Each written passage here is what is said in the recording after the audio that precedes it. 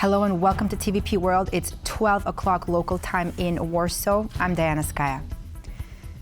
And we begin news with Serbia. The president of Serbia, Aleksandar Vučić, has said that there will be no transitional governments after the resignation of Prime Minister Vučević.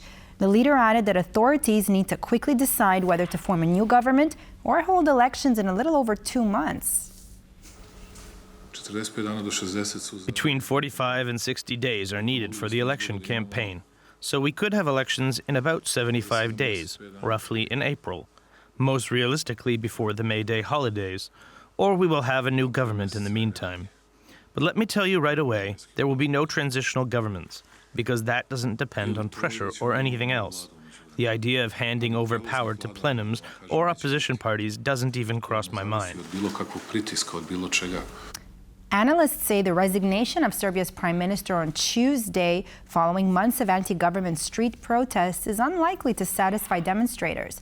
Now, Ivan Vejvoda, a permanent fellow with the Institute of Human Sciences in Vienna, told TVP World that Milos Vučević's resignation fell short of the demonstrators' demands.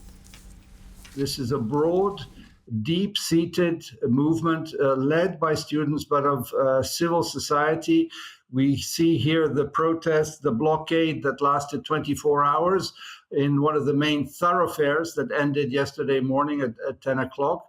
And the people are determined to see this through because 12 years of a system in which corruption has been growing, where there are clear elements of captured state and unindependent institutions that should be independent in a democratic system with a separation of powers and checks and balances is not yet there. So again, I listening to the news from Serbia this morning, there doesn't seem to be yet a situation in which the protests will subside.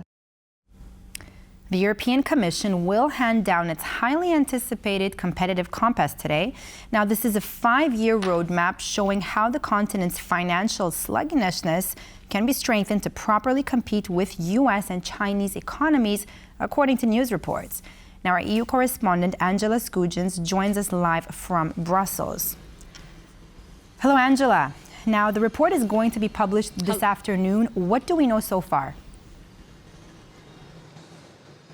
So what we know from media reports that have been published today, they're referring to leaked documents from this proposal. Now, they're saying that this will be a 5-year plan aiming to get the EU fighting fit to compete with some of those other major economies such as the US and China. Now, the US bases its strength for its economy on cheap energy, while China bases it on cheap labour. But the EU is in a bit of an identity crisis. It needs to figure out what it can do to leverage some of its manufacturing bases. So this plan aims to look at slashing red tape, boosting some of those sectors. It aims to build on the Marco Draghi report, which was released at the end of last year, which really highlighted that the EU is in trouble. We know that business groups are crying out for a reduction of some of those regulatory issues. They say that the EU Green Deal, which aims to get Europe climate neutral by 2050, is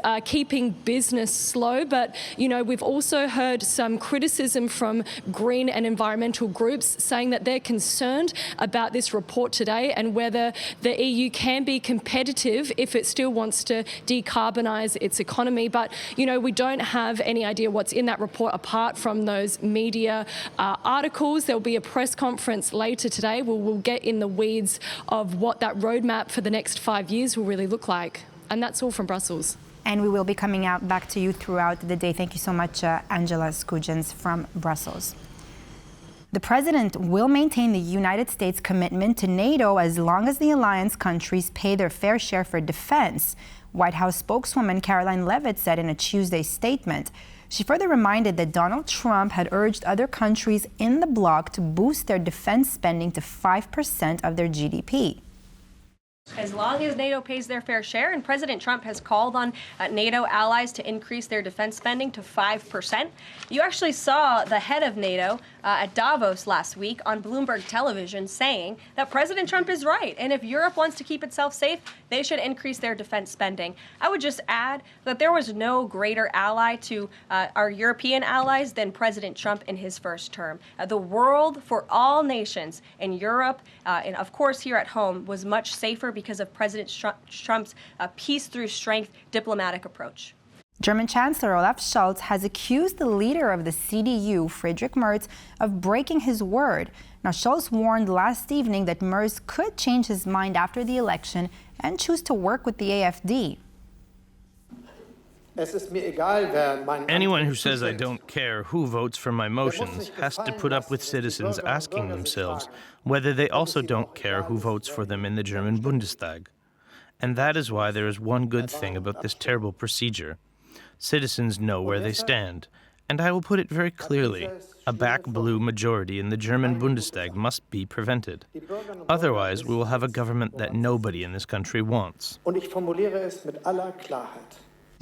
Polish Prime Minister Donald Tusk has called the rising popularity of far-right Alternative for Germany party the biggest political alarm imaginable.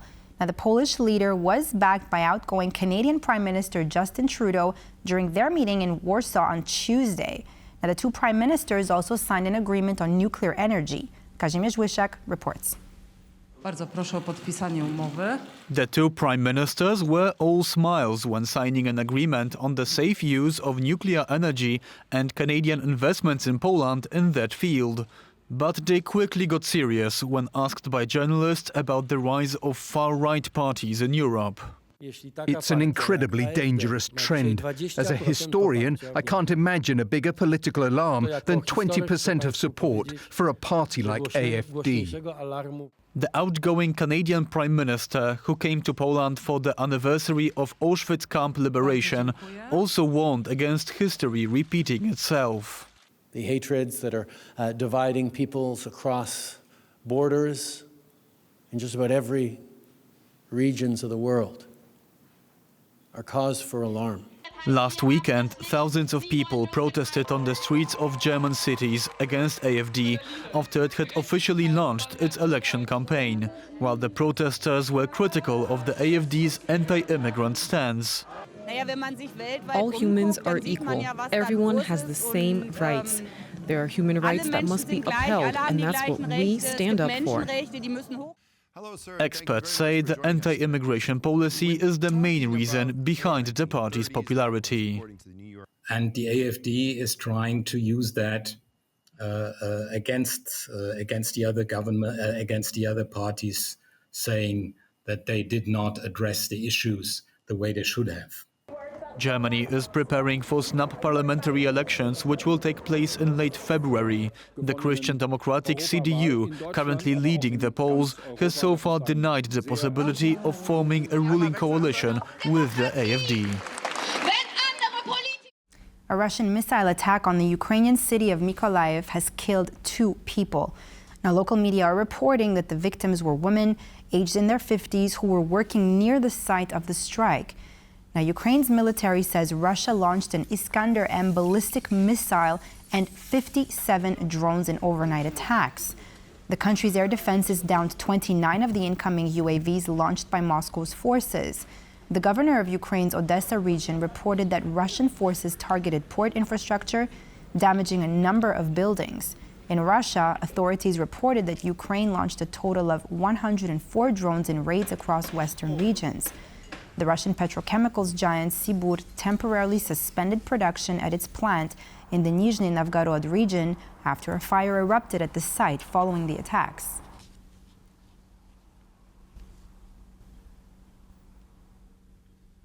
We will identify which of them are critical and need decisions right now, said Volodymyr Zelensky about Washington's suspended foreign aid programs in his evening address to the Ukrainian nation, while stressing the need to further strengthen his country's army. Today, I instructed government officials to provide a report on the US aid programs that are currently suspended. These are humanitarian programs.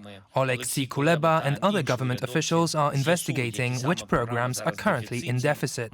Almost all of them went not through the Ukrainian government, but directly through our communities and various organizations.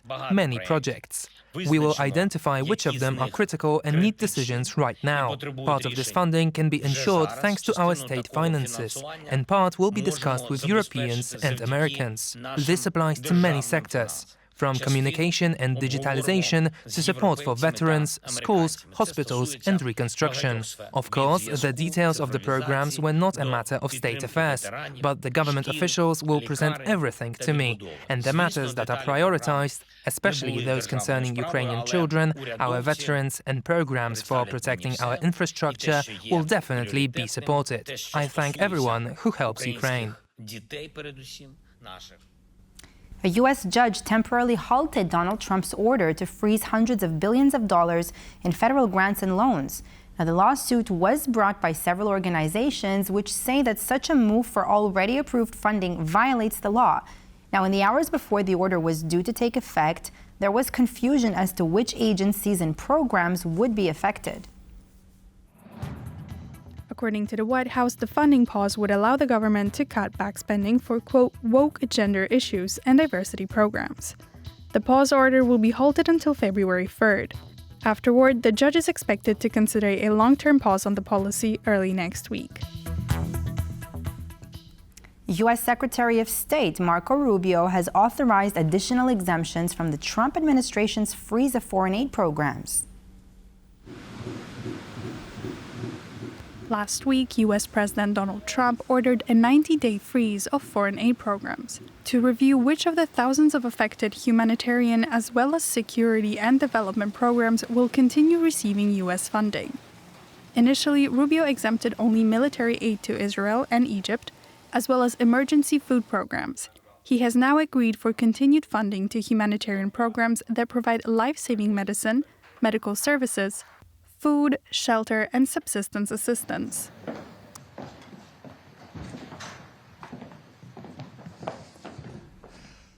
And that completes this edition of TVP World News. I'm Diana Skaya. Thanks for watching, and do stay tuned to TVP World for more news and features.